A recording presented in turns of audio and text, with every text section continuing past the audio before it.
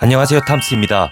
갤럭시 S 시리즈 중에서 제가 만져보지 못했던 갤럭시 S23 플러스를 구매했는데요. 컴팩트한 기본 모델, 사이즈는 크지만 카메라 성능도 S펜의 장점도 있는 울트라 모델은 경험해봐서 어떤 느낌인지 잘 알지만 플러스 모델은 처음으로 사용해봤습니다.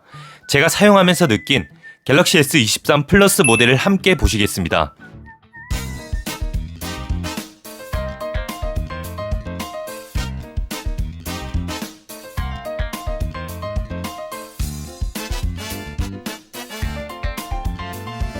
먼저 디자인부터 살펴봐야겠죠. 얼마 전에 영상으로 보여드렸던 기본 모델과 디자인은 동일합니다. 우측에 전원 버튼과 볼륨 버튼, 하단부에는 유심 트레이와 스피커, 마이크, 에어벤트 홈까지 있는데요. 측면 테두리는 실버로 포인트를 줘서 은은하면서 고급스러운 느낌이 있고요.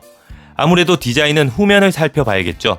제가 구매한 색상은 크림 색상인데 솔직히 저는 이번 색상 라인업 중에서 가장 마음에 들었습니다. 제가 메인으로 쓰고 있는 색상은 S23 울트라 라벤더인데 사전 예약 때 크림은 바로 품절이 되면서 차선책으로 라벤더를 선택했죠. 그래서 다시 선택 기회가 주어진다면 크림 색상이 단연 최고인 것 같습니다.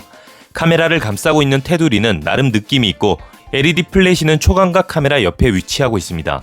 S23 울트라가 6.8인치, 플러스가 6.6인치인데 울트라는 너무 크고 기본은 너무 작다 하시면 플러스를 구매하시는 것도 괜찮을 것 같네요. 컨투어 컷을 선호하시던 분들은 아무래도 조금의 아쉬움은 있겠죠. 하지만 저는 개인적으로 이번 S 시리즈 디자인이 괜찮은 것 같습니다. 두 번째 살펴볼 것은 성능입니다. 먼저 긱벤치 6로 테스트해봤는데요. 1회차는 싱글코어 2003점, 멀티코어 5233점으로 기본 모델과 울트라 모델과 거의 비슷한 성능이었고 2회차는 싱글코어 1981점, 멀티코어 5174점으로 소폭 하향되었지만 큰 차이는 아니었으며 3회차는 싱글코어 1901점, 멀티코어 5169점으로 전작에 비해서 확실히 성능이 좋아졌습니다. 게임을 20분간 플레이하고 발열 체크를 해봤습니다. 온도가 35도에서 머물고 그 이상 오르지는 않았습니다. 그래서 4K 30프레임 동영상을 세팅하고 촬영하기를 누른 후에 7분이 흐른 뒤에 다시 온도를 체크했는데요. 이때 온도가 37도 가까이 올라갔는데 이 정도라면 일반적인 환경에서 게임을 하거나 영상 촬영을 해도 딱히 불편함 없는 수준으로 사용할 수 있으니까 발열이나 성능에 대한 걱정은 하지 않으셔도 될 것 같습니다. 세 번째는 디스플레이입니다. FHD 플러스를 지원하고 48에서 120Hz의 가변 주사율을 지원하고 있습니다.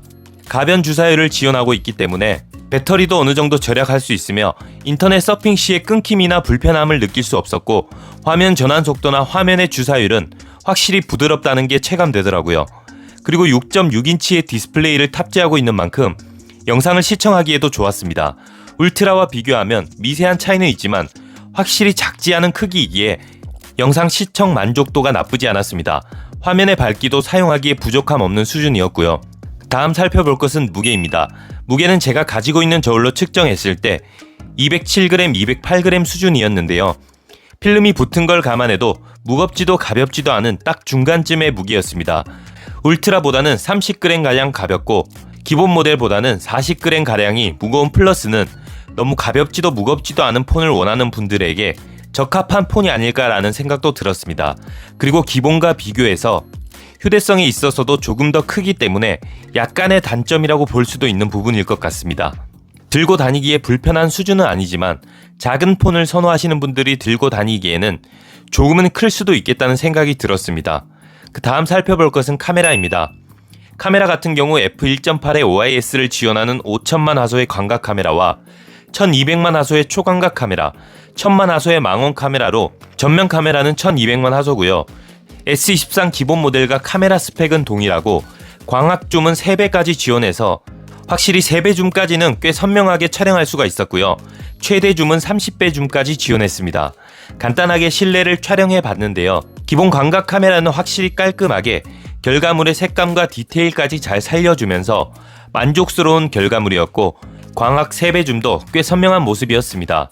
10배 줌, 20배 줌, 30배 줌도 촬영해 보았는데 일반적으로 사용하기에는 부족한 수준이지만 이런 기능이 있는 것만으로도 나쁘지 않다 이 정도로 만족하면 될 것 같습니다. 그리고 울트라 같은 경우에는 좋아하는 가수들의 콘서트에 가서 100배 줌을 촬영을 하기 위해서 대여까지 한다고 하니까 어떤 환경에서는 필요할 때도 있기 때문에 최대 줌은 높으면 높을수록 좋을 것 같다는 생각이 들었습니다. 촬영 화면에서 노이즈는 심한 반면 저장했을 때는 선명하지는 않지만 키보드 자판을 어느 정도 알아볼 수 있는 수준은 되었고요. 초광각 카메라 품질도 꽤 준수한 편이었으며 불을 다 끄고 야간 모드로도 촬영을 해봤는데요. 확실히 실제 어두운 정도보다 사진이 더 밝게 표현되었고 밤에 촬영할 때는 야간 모드가 적용되면 꽤 쓸만하겠다는 생각이 들었습니다. 플래그십다운 준수한 카메라 성능이었고 배터리 사용 시간 또한 전작보다 많이 개선되어서 출근할 때 완충하고 퇴근할 때까지 사용해도 20-30% 정도는 남았으며 충전 속도는 기본 모델과 달리 45W를 지원하는데요. 28%에서 34분간 충전을 했는데 72%까지 충전이 되었습니다. 그런데 제 충전기가 이상한 건지 최대 충전 속도는 25에서 28W까지 뜨더라고요. 완충 시까지는 1시간 15분에서 25분 사이 정도면 0에서 100%까지 충전이 되고요. 45W로 충전하는 것은 조금 더 지켜보고 다시 영상을 만들도록 해야 될 것 같습니다. 자꾸 충전하는 습관이 있어서 무의식 중에 계속 충전기를 꽂아 놓게 되네요. 충전 속도에 있어서는 충전을 잠깐 시켜놓고 밥 한 끼 하거나 드라마를 한 편 보고 오면 완충이 되어 있기 때문에 실생활에서 편리한 수준입니다. 45W 이상의 충전 속도는 안정성에 예민한 것도 있고 삼성전자에서 욕심을 내지 않고 있기 때문에 아마 당분간은 충전 속도가 더 빨라지진 않을 것 같습니다. 그래서 우리들은 이 정도 수준으로 만족은 해도 되지 않을까 싶은데요. 그 외에 살펴볼 것은 스피커 테스트 간단하게 해보면요.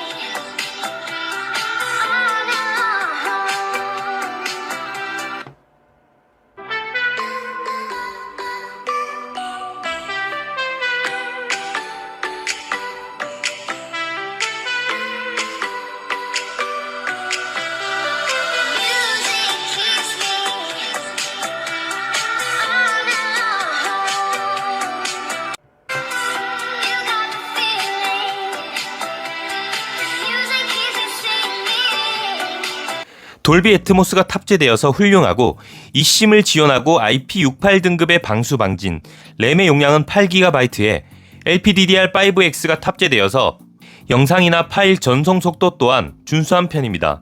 용량은 256GB와 512GB 두 가지 모델이 있고 초음파 지문 인식, HDR10 플러스, 와이파이 6E, 블루투스는 5.3을 지원합니다. 가격 같은 경우 135만 3천원으로 살짝 부담스러운 수준입니다. 119만 9천원의 S22 플러스보다 대략 15만원가량 올랐는데 오픈마켓에서 할인을 받으면 100만원대까지는 구매가 가능한데요. 그래도 가격이 오른 것은 역시 단점으로 봐야겠죠. 종합을 해보면 무난한 크기, 무난한 무게, 준수한 성능, 준수한 카메라로 인해서 너무 작지 않고 울트라는 부담스러우신 분들, 그리고 성능에 있어서는 어느 정도의 제약이 없었으면 좋겠다 하시는 분들이 사용하면 아마 만족하면서 사용할 수 있지 않을까 싶은데요. S23 플러스에 대해서 간단하게 알아보았는데요. 지금까지 영상 시청해 주셔서 감사합니다. 저는 또 다른 영상으로 찾아뵐게요. 좋은 하루 되세요.